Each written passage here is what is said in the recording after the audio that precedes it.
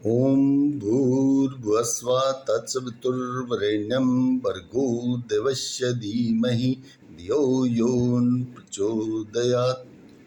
ओम त्र्यंबकं यजामहे सुगंधिं पुष्टिवर्धनम् उर्वारुकमिव वंदना मृत्युर्मुक्षीयमामृताम्। ओम नीलांजनं समाभासं रविपुत्रं यमागजं छायामार्तण्ड सम्भूतं तं नमामि शनैश्चरम्। ओम सं शनिश्चराय नमः। सं शनिश्चराय नमः। सं शनिश्चराय नमः। नमस्कार, retiredofficer.com में आपका स्वागत है। मैं कुंवर सिंह रावत 28 जून 2024 में 60 इयर्स कंप्लीट करने के बाद रिटायर हो चुका हूँ। करीब 39 इयर्स की सर्विस के उपरांत रिटायर हो गए हैं। Ministry of Jal Shakti, department of water resources and WIC, national water informatic centre division से। Okay sir. और मेरी आपने और भी वीडियो शायद देखे होंगे रिटायरमेंट की भी, तो ये मैं वीडियो आपको ज़रा सेल्फ एनालिसिस कर रहा हूँ कि जो स्टार्ट से लेके रिटायरमेंट तक का गवर्नमेंट सर्विस में मैं आपको अब कंटिन्यू करता हूँ। कुछ आपको बहुत डिटेल से क्या बताऊँ, मैं ज़रा ब्रीफ कर लेता हूँ। ठीक है जी। सबसे सर्वप्रथम उद्योग मंत्रालय में, जिसमें कि उस समय डिपार्टमेंट का नाम था डिपार्टमेंट ऑफ इंडस्ट्रियल डेवलपमेंट, उसमें काम करने का अपॉइंट हुए, काम करने का मौका मिला। तो फर्स्ट मेरा जो सेक्शन था MRTP एक्ट का था। स्पेशल केसेस डील होते थे वहाँ पे। लाइसेंसिंग प्रक्रिया थी, 85 की बात है ये। उसके उपरांत मेरा कुछ टाइम बाद ट्रांसफ़र में मिनिस्टर के उसमें चले गया था। मिनिस्टर आए थे heavy department of heavy industry में, minister of state heavy industry professor K Tiwari थे। तो उनके वहाँ में पर्सनल स्टाफ में चले गया था। 86 की बात होगी। तो उस वहाँ पे मुझे जब जिनके साथ में अटैच हुआ वो थे RK माथुर साहब, जो IAS ऑफिसर थे और मिनिस्टर साहब के प्राइवेट सेक्रेटरी थे। और जैसा कि आपको सभी को पता है, मिनिस्टर के जो प्राइवेट सेक्रेटरी होते हैं वो IAS होते हैं और डिप्टी सेक्रेटरी रैंक के होते हैं। तो ऐसा मैं उनके साथ अटैच, मुझे सर्विसेज मैंने दिया और मुझे काम करने का मौका मिला। बहुत बढ़िया आदमी, अच्छे आदमी थे माथुर साहब। और मैं VIP केसेस की फाइलें डील करता था वहाँ पे। तो और काफ़ी चीज़, अब सबसे पहले एक मौका अच्छा क्या मिला, मंत्री जी ने बोला, मंत्री जी जब वहाँ पे अपना चार्ज लिया उन्होंने, तो मुझे बोला कि वहाँ से एक नर्सरी सुंदर नगर नर्सरी से एक पौधा लाना है, उसको राजघाट ले चलें, वहाँ पे मंत्री जी रोपेंगे। तो साथ में गए कि नया एक्सपीरियंस था। भी सरकारी काम से हटके है लेकिन बहुत अच्छा था, ये भी पार्ट हुआ। तो वहाँ से स्टार्ट हुई और बहुत बढ़िया। फिर एक मौका अच्छा मिला हैवी इंडस्ट्री में मंत्री जी के स्टाफ में, क्योंकि मैं RK माथुर साहब के साथ ही अटैच था, तो मुझे लगातार बुलाते रहते थे। उद्योग भवन फर्स्ट फ्लोर की बात है ये, शायद रूम नंबर 116 होगा, ऐसा कुछ है, जहाँ पे अभी हैवी इंडस्ट्री के मिनिस्टर और हैवी इंडस्ट्री के सेक्रेटरी शायद बैठते हैं वहाँ पे। सॉरी। तो एक वाकया मैं आपको सुनाता हूँ। मुझे एक दिन माथुर साहब ने मुझे बुलाया, क्योंकि मेरा तो मंत्री से कम था और माथुर साहब से ज़्यादा था। और माथुर साहब मंत्री जी के आदेश लेते थे, तो वो मुझे बताया जिसको भी बताना है। तो उन्होंने कहा भाई आप आइए ऊपर। मैं गया तो मुझे एक बुके लाके दिया हुआ था। कोई आदमी आया था वहाँ पे, स्टाफ का ही, तो उसने बोला रावत ये बुके लो और इसमें आप राष्ट्रपति भवन जाइए। तो मुझे कुछ समझ नहीं आया, तो फिर बताया गया। मैंने कहा सर किस बात के लिए? बोला मंत्री जी की तरफ से बुके देना है। उस समय के राष्ट्रपति थे ज्ञानी जैल सिंह। तो मैं ये इस बात पे नहीं जाऊँगा कि मंत्री जी बाहर थे या कहाँ थे। मुझे जो आदेश दिया गया मैं चले गया राष्ट्रपति भवन के अशोक हॉल में। बहुत बड़ा हॉल है, मुझे भी पहली दफ़े जाने का मौका मिला, 86 की बात थी। तो वहाँ बहुत बड़े बड़े लोग आए हुए थे। अब आप जानते ही हैं राष्ट्रपति भवन में कौन होता है। वो क्षण मुझे अभी भी याद है। तो हमें वहाँ पे जलपान वगैरह दिया गया, तो हम बैठे, तो ऊपर से काफ़ी लोग, पूरा हॉल भरा हुआ था। ज्ञानी जैल सिंह जी आए, ऑनरेबल राष्ट्रपति महोदय, और उस समय के, तो उन्होंने, मुझे वो भी क्षण याद है कि उन्होंने क्या बोला था। उन्होंने ऐसे सभी को हाथ जोड़ते हुए बोला मैं आप लोगों की बधाई स्वीकार करता हूँ जन्मदिन की, तो आप लोग जलपान कीजिए। और ऐसे करके दो चार उन्होंने बातें कही और ठीक है, हम लोग भी बैठे। फिर वहाँ जो भी जलपान था, सूप वगैरह, ड्राई फ्रूट वगैरह कुछ इस टाइप के, तो वो करके हम लोग निकल आए। और मेरे साथ एक स्टाफ का ड्राइवर थे। और वहाँ से आए तो फिर हमने माथुर साहब को रिपोर्ट दिया कि सर ऐसे ऐसे हुआ। रिपोर्ट देने का उन्होंने कहा ठीक है ओके। उन्होंने फ़ोन से या कहाँ से मुझे पता नहीं है, मंत्री जी को रिपोर्ट दे दिया, ये काम पूरा हो गया। अच्छा, उसके बाद एक वाक़या और सुनाता हूँ उसी पीरियड का। एक दिन रात को करीब 9:30 बजे, हम लोग एक एक डेढ़ डेढ़ बजे तक रहते थे ऑफिस में, उद्योग भवन में। तो किसने बुलाया? हाँ, उन्होंने मुझे बुलाया, माथुर साहब ने। तो वीआईपी फाइल थी, स्कूटर इंडिया पहली बीएफआर रेफर्ड कंपनी थी जो घाटे में चल रही थी, उसका रिवाइवल प्लान चल रहा था। तो राजीव गांधी उस समय प्राइम मिनिस्टर थे। तो मुझे ये जो आज लोक कल्याण मार्ग हो गया, वो उस समय रेस कोर्स था, वहाँ पे उनकी, अभी भी मोदी जी भी वहीं बैठते हैं, वहीं पे उनका निवास है। वही निवास राजीव गांधी का था, उस समय सिर्फ नाम बदला है। तो मैं फाइल को लेके गया हूँ।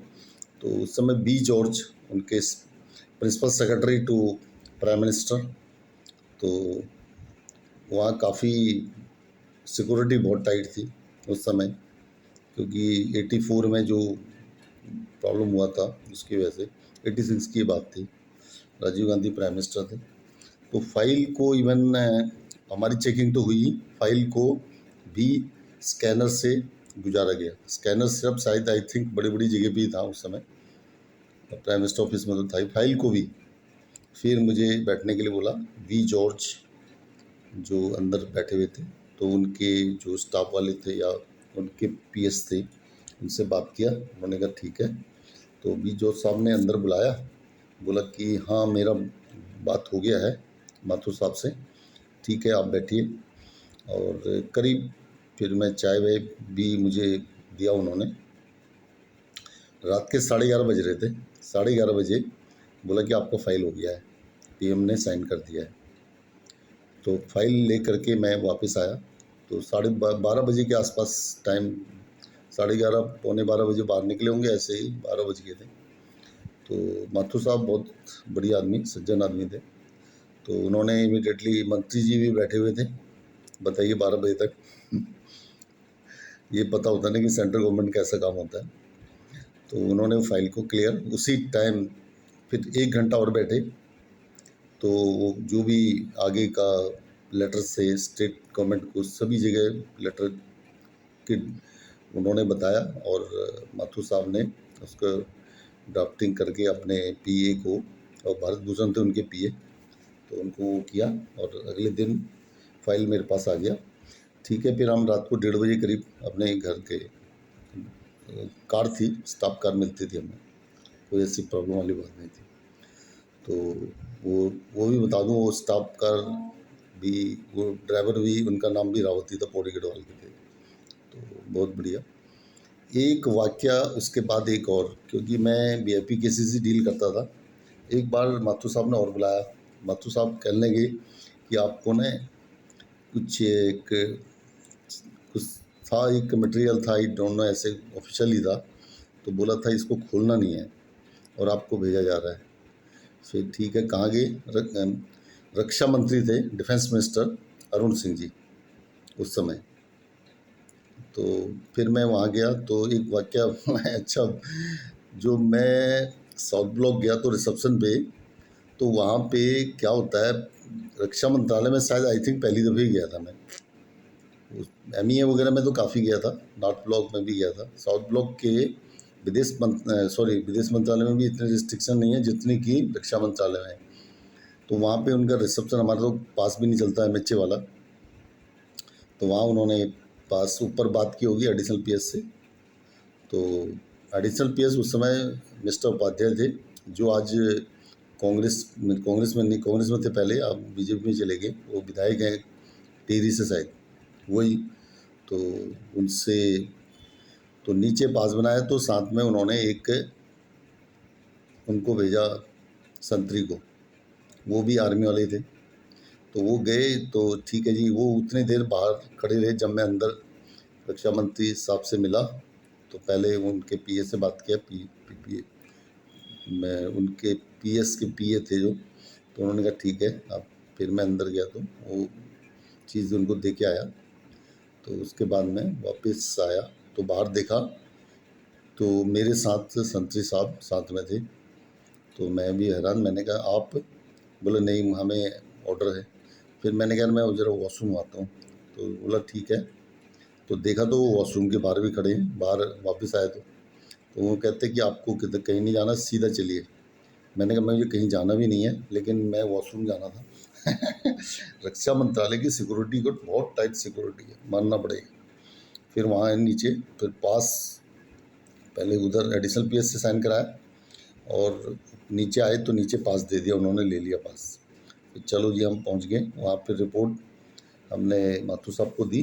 माथुर साहब ने मंत्री जी को कुछ सीक्रेट डॉक्यूमेंट था आई थिंक, वो क्या था क्या नहीं था हमें कुछ पता नहीं है, क्योंकि माथुर साहब मुझे ही भेजते थे ख़ास तौर पे ये। और बहुत बढ़िया एक्सपीरियंस था। तो फाइलें मेरे पास, स्कूटर इंडिया की फाइलें, वो जो भी थी, ये गवर्नर की फाइलें मेरे पास थी, सभी एमपीज़ की, एमएलएज़ की, वीआईपी केसेस सारे ऑलमोस्ट मेरे पास ही थे। तो ठीक है, उसके बाद ये हो गया। माथुर साहब से और भी एक बार मौका मिला, वो जो हैंडलूम कमिश्नर वाले, तो मुझे उद्योग भवन में मिले। तो उन्होंने बोला कि रावत मैं यहाँ पर हूँ, कोई काम हो? तो मैं एक बार गया था, नमस्ते किया, तो उस टाइम शायद वो बहुत बिजी थे, बात ज़्यादा हो नहीं पाई। फिर वो लेफ्टिनेंट गवर्नर, डिफेंस सेक्रेटरी बने। लेफ्टिनेंट गवर्नर जब बने तो ले गए। अभी हम ले विजिट पे गए थे तो वो 2 साल पहले रिटायर हो चुके थे वहाँ से।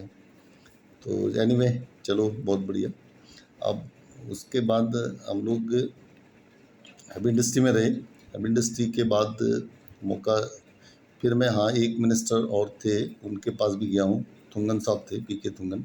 वो मैं कुछ टाइम ही रहा, तो मैंने मना कर दिया क्योंकि बच्चे हमारे पढ़ने वाले थे। तो उसके बाद मैं आगे, हमारा प्रमोशन हुआ तो हम लोग आगे इंडस्ट्री मिनिस्टर करुणाकरन थे, जो केरला के चीफ मिनिस्टर रहे थे, वो हमारे मिनिस्टर, इंडस्ट्री मिनिस्टर बन के आए। तो उनके स्टाफ में मैं गया। वहाँ पे भी मुझे वीआईपी केस मिला और मेरे पास वो फाइल का ब्रीफिंग था और मेरे साथ एक और ऑफिसर थे साथ में, वो भी उसको ब्रीफिंग को चेक करते थे, मंत्री जी। फिर हमारे श्री कुमारन साहब थे, एडिशनल ओएसडी थे, वो एलाइड सर्विस के थे। फिर उनके ऊपर आईएएस ऑफिसर थॉमस मैथ्यू थे। आनंद कुमार जी भी ओएसडी थे, वो भी आईएएस थे। वो तो बल्कि एर्नाकुलम में डीएम रहे, जबकि 100% लिटरेसी रेट फर्स्ट डिस्ट्रिक्ट था केरला क्या पूरे इंडिया में। तो नाइस एक्सपीरियंस। और उसके बाद वो भी बहुत अच्छा रहा। उसके बाद मैं आ गया था इंटरनेशनल कोऑपरेशन सेक्शन में। वहाँ पे हमें जापान डेलीगेशन काफ़ी मिलता था, जापान की। तो वो भी काफ़ी हाई लेवल का काम था, क्योंकि जापान हमारा पार्टनर कंट्री है। हमेशा टेक्नोलॉजी के बारे में ये वो कई चीज़ें चलता रहता है। और भी कंट्रियाँ थी लेकिन जापान एक मेन था। जब बन गई काम मेरे पास था। उसके बाद वहाँ से मैं फॉरेन कोलैबोरेशन 2 में गया, जहाँ पर कि ये बात होगी 96 हाँ 96 97 की होगी। तो वहाँ क्या था कि सुबह 10 बजे हम लोग पहुँचते थे ऑफिस, तो शाम को आने का कोई टाइम ही नहीं, 10:30 बज रहे हैं, 11 बज रहे हैं, बहुत परेशान हो गए। और फॉरेन कॉर्पोरेशन में उस समय क्या था, FIBB, foreign investment promotion board, यानी फॉरेन डायरेक्ट जो पैसा आ रहा था ना, FDI वहाँ पे, और लिबरलाइजेशन हो चुका था। तो अब यहाँ बच्चे छोटे थे, स्कूल गोइंग स्टार्ट हो रहे थे, बहुत परेशानी होती थी। तो मैंने छोड़ने के लिए बोला, तो काम बहुत अच्छा रहा। मैं उस समय का एक वाक़या सुनाता हूँ। जब मैं वहाँ से मैंने रिक्वेस्ट किया था कि सर मुझे प्रॉब्लम हो रहा है और मैं ज़रा सा प्लीज़, और मुझे पोस्ट ग्रेजुएशन भी अपना कंप्लीट करना था, वो भी अधूरा रह गया था। तो उसको देख के वहाँ पे GS थे अशोक कुमार साहब, तो उन्होंने बोला, तो FIB का काम मैं ज़रा सा बता दूँ आपको। उस समय मुरसोली मारन इंडस्ट्री मिनिस्टर थे, तो हर सैटरडे को मीटिंग होती थी। उसमें बहुत सारे केसेस लगते थे, क्योंकि वो एक पॉलिसी थी, विदेशों से डॉलर आने या पाउंड जो भी आता था, फॉरेन एक्सचेंज की ज़रूरत थी हमें इंडिया में। उसमें फॉरेन एक्सचेंज की बहुत कमी हो गई थी। तो इतना प्रेशर था कि सिंगल विंडो सिस्टम करना पड़ा था उस समय। और यानी आपको फाइल थर्सडे तक क्लियर करानी है, मंडे से लेके थर्सडे तक। तो मंडे थर्सडे यानी आपको, और सैटरडे या संडे में मीटिंग होती थी इंडस्ट्री मिनिस्टर की, आना पड़ता था। ठीक है जी, वीकली मीटिंग थी, उसमें वो केसेस क्लियर होते। उसमें 14 मेंबर थे, जो हाई लेवल के, जो सेक्रेटरीज और कुछ मिनिस्टर भी थे। सेक्रेटरी आई थिंक आते थे, MEA के थे, कंसर्न मिनिस्ट्री, कुछ जो भी, मतलब फाइनेंस मिनिस्ट्री के लोग थे, इकोनॉमिक अफेयर्स, क्योंकि हमारे इकोनॉमिक अफेयर्स से सब ज़्यादा वास्ता पड़ता था, और भी जो मैंने कंसर्न मिनिस्ट्रियाँ थी उनकी। तो एक वाक्य ज़रा सा बता देता हूँ मैं।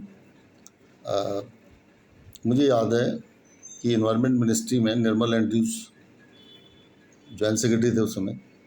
तो इन्वायरमेंट मिनिस्ट्री के कमेंट्स के बगैर कोई भी चीज़ क्लियर नहीं होती थी, और वो भी ख़ास तौर पे बड़े प्रोजेक्ट। मेरे पास एक पेट्रोलियम प्रोजेक्ट आया, एक कंपनी ने उसमें 3, हाँ आई थिंक हमारी मिनिस्ट्री और पेट्रोलियम मिनिस्ट्री और इन्वायरमेंट मिनिस्ट्री, 3 मिनिस्ट्रियाँ थी।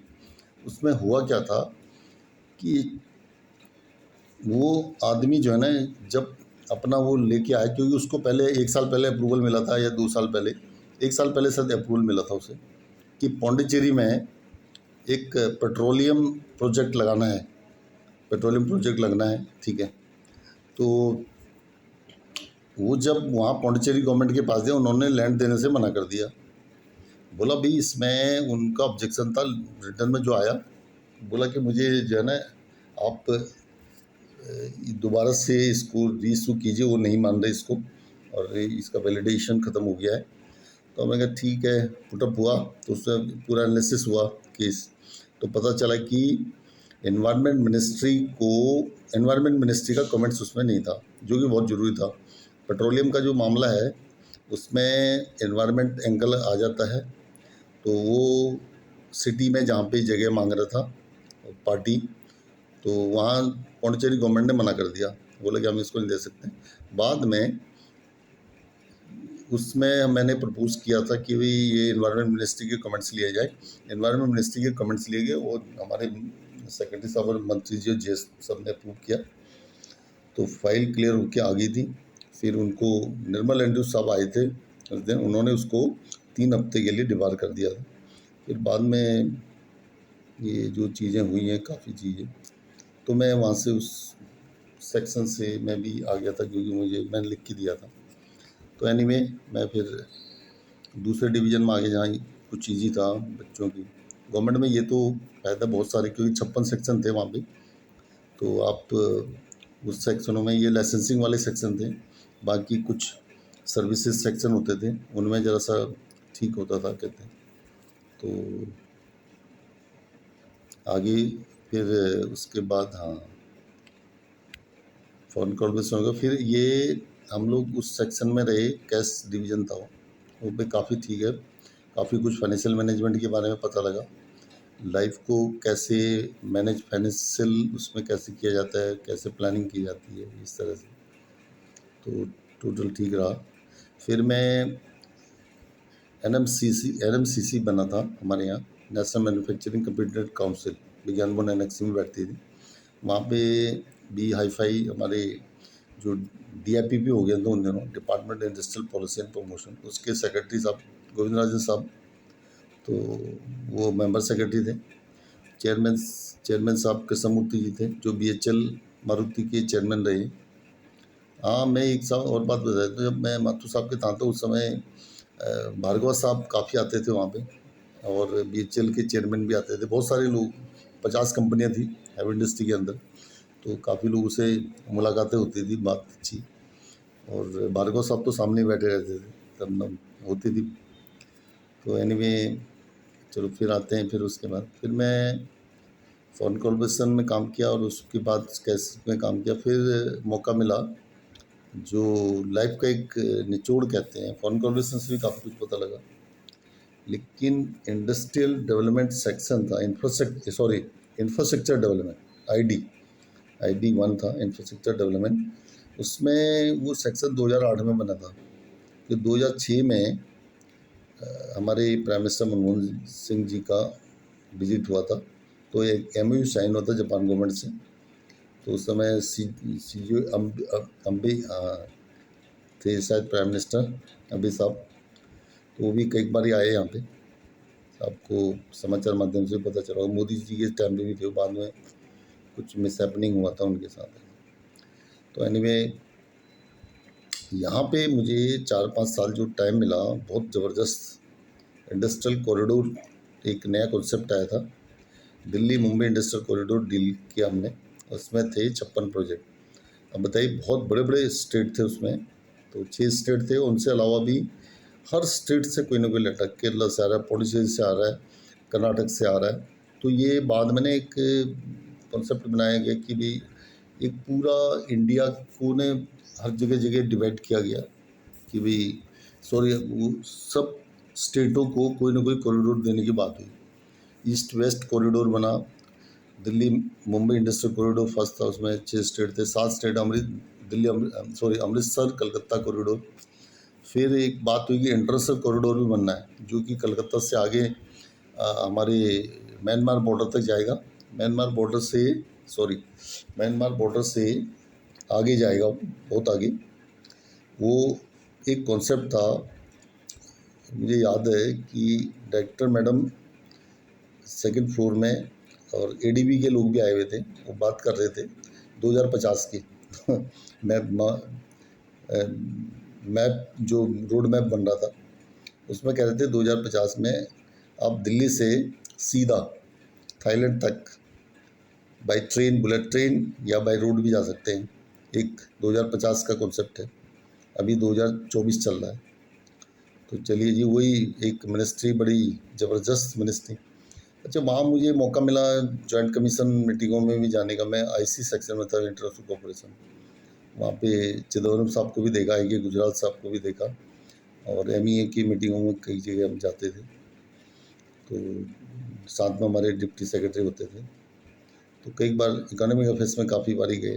तो ये इंडस्ट्रियल कॉरिडोर सेक्शन में भी बहुत हाई लेवल की मीटिंग होती थी। अब मैंने पहली दफ़े देखा कि कैबिनेट सेक्रेटरी उद्योग भवन में आए, नहीं तो कैबिनेट सेक्रेटरी या तो राष्ट्रपति भवन में बैठते हैं, या फिर वो विज्ञान भवन आते हैं कभी।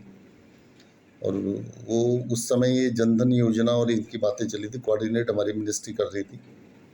तो मानना पड़ेगा कि बहुत हाई लेवल की मिनिस्ट्री रही है ये। अब DPIIT हो गया है इसका नाम, department promotion of industry and internal trade. Amazon वगैरह भी ई कॉमर्स की कंपनी आ गई है वहाँ पे, तो अच्छा हो रहा उसमें। हाँ, टाटा जी आए थे डेलीगेशन लेके विज्ञान भवन में, जब मैं डेपुटेशन पे था वहाँ पे देखने का मौका मिला टाटा जी को सामने, रतन टाटा, 10 लोग आए थे।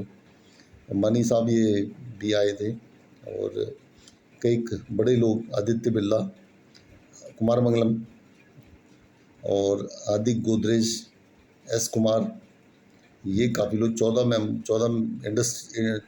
इंडस्ट्रियलिस्ट थे जो कि NMCC national manufacturing computer council के मेंबर थे। उन लोगों की मीटिंगें काफ़ी होती है अलग अलग सेक्टर के बारे में। थिंक टैंक था जैसे नीति आयोग उसी टाइप से।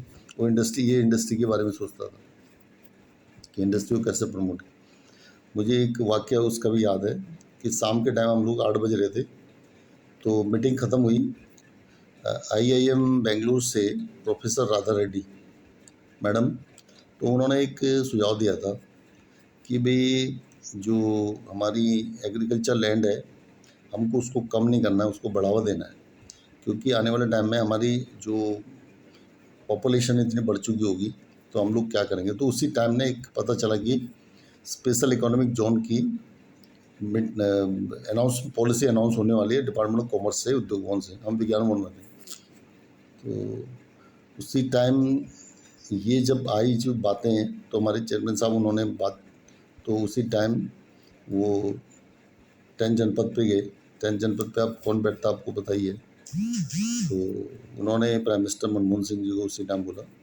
तो वो जो मीटिंग, हाँ, जो जो कॉन्फ्रेंस थी, जो कॉन्फ्रेंस होने वाली थी वो अगले दिन होने वाली थी 4 बजे, उस कॉन्फ्रेंस को रोक दिया गया क्योंकि उसमें ने एक पहले वो क्या कर रहे थे, जो हमारी फर्टाइल लैंड है उसको ले रहे थे, स्पेशल इकोनॉमिक जोन बनाने की बात चल रही थी पूरा ऑल ओवर इंडिया में।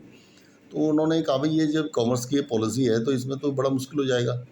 ये जो जो हमारे यहाँ खाद्यान्न है, फूड ग्रेन, उसकी तो बहुत कमी हो जाएगी, पॉपुलेशन लगातार बढ़ती जाएगी, हम चाइना से भी ऊपर, आज तो हम जा ही चुके हैं चाइना से ऊपर, तो बहुत, तो उसको रोक दिया गया। हमें भी मालूम है 8 बज रहे 9 बज रहे हैं, हम देख रहे थे कहाँ गए सब लोग, तो चले गए वहाँ पे। फिर मनमोहन सिंह जी के वहाँ भी गए, वहाँ से बात हुई तो पॉलिसी को रोक दिया। फिर उसमें अमेंडमेंट हो गया नेक्स्ट डे रुक के, यानी 24 घंटे में अमेंडमेंट आ गया। कैसे कि 30% उपजाऊ ज़मीन और 70% बंजर भूमि, मतलब इसको स्पेशल इकोनॉमिक जोन में लिया जाए।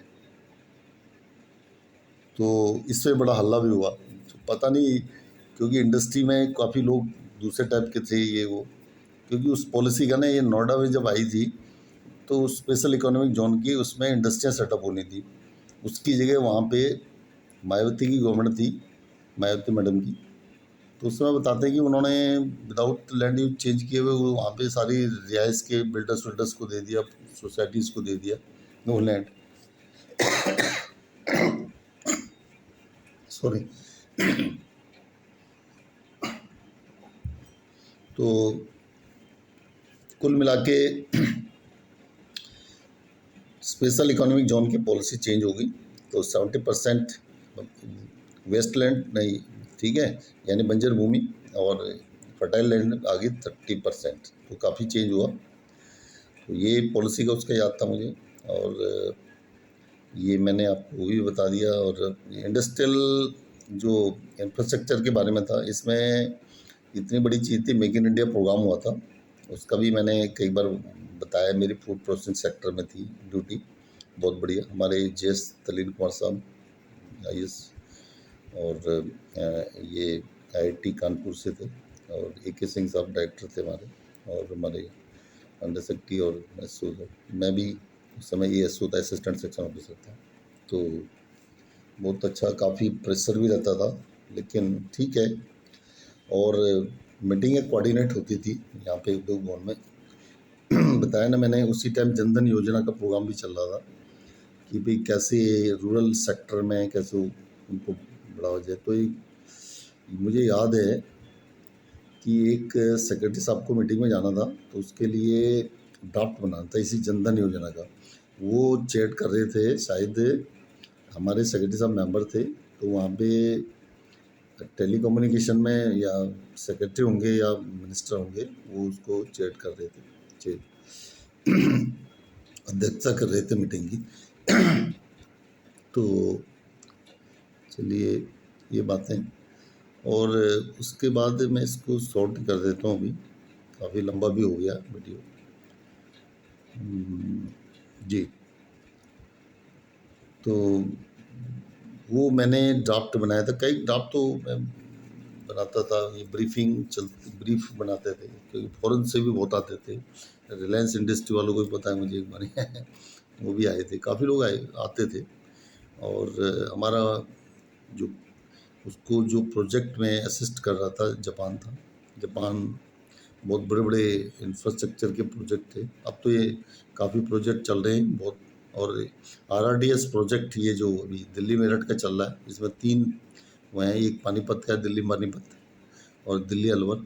दिल्ली ठीक हो गया, एक दिल्ली मेरठ, दिल्ली अलवर, दिल्ली पानीपत, इनमें चल रही है। एक दिल्ली मेरठ में तो इम्प्लीमेंटेशन स्टेज में चल रहा है अभी, कुछ काम भी काफ़ी काम हो गया उसमें। अब कह रहे हैं कि ट्रेन चलेगी उसमें जल्दी, ये मेरठ तक पहुंचेगी, फिर दिल्ली तक भी आ जाएगी। अभी कुछ पोर्शन चल रहा है, तो धीरे धीरे सारी चीज़ें होने जा रही हैं। स्मार्ट सिटी मिशन भी था। स्मार्ट सिटी मिशन की एक मुझे बात याद है, फाइल मूव किया गया था।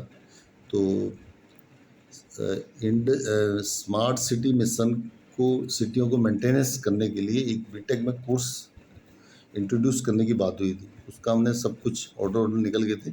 7 आईआईटी में से 4 आईआईटी के डायरेक्टर भी आ गए थे, उद्योग भवन में मीटिंग थी। लेकिन उसी टाइम क्या हुआ, अमिताभ कांत साहब सेक्रेटरी थे और हमारे जेएस और सेक्रेटरी साहब को बुला लिया पीएम ने, प्राइम मिनिस्टर ऑफिस से बुलाया गया। तो नृपेंद्र, क्या नाम था उनका, नृपेंद्र मिश्रा जी, प्रिंसिपल एडवाइज़र थे शायद उनके, पीएम प्राइम मिनिस्टर के। तो वहाँ से बुलावा आ गया कि कुछ ऐसा वो करना है। अच्छा, मुझे एक वाक़या और बता देता हूँ। विशाखापट्टनम को स्मार्ट सिटी बनाने के लिए पहले आंध्र प्रदेश का बाइफरकेशन था, तेलंगाना बना था स्टेट, क्योंकि तेलंगाना के पास सभी कुछ जा चुका था और आंध्र के पास कुछ नहीं था। तो आंध्र ने बोला था हमें कैपिटल नहीं बनानी है, ये उसका भी मैंने इंडस्ट्रियल प्रोजेक्ट के जो फाइल प्रोसेस किया था वो याद है। तो इन्होंने अमरावती के बारे में तो अभी वो बोल रहे हैं, तो अमरावती का भी काफ़ी अच्छा चल रहा है। बाद में विशाखापट्टनम को राजधानी बनाने की बात थी, तो उस समय चंद्रबाबू नायडू साहब और Vasundhara Raje madam chief minister Rajasthan थी उस समय, ये आंध्र प्रदेश की चीफ मिनिस्टर थे। 2 चीफ मिनिस्टर हो गए। निर्मला सीतारमन में शायद मैडम हाँ थी उस समय, जी जी हाँ, निर्मला सीतारमन थी, हाँ जी, और ये मैडम थी, और सेक्रेटरी साहब कॉमर्स के और हमारे डीआईपीपी के दोनों सेक्रेटरी साहब थे। तो उस समय हमारे जेएस तलीन कुमार साहब ने एक प्रेजेंटेशन दिया था विशाखापट्टनम के बारे में।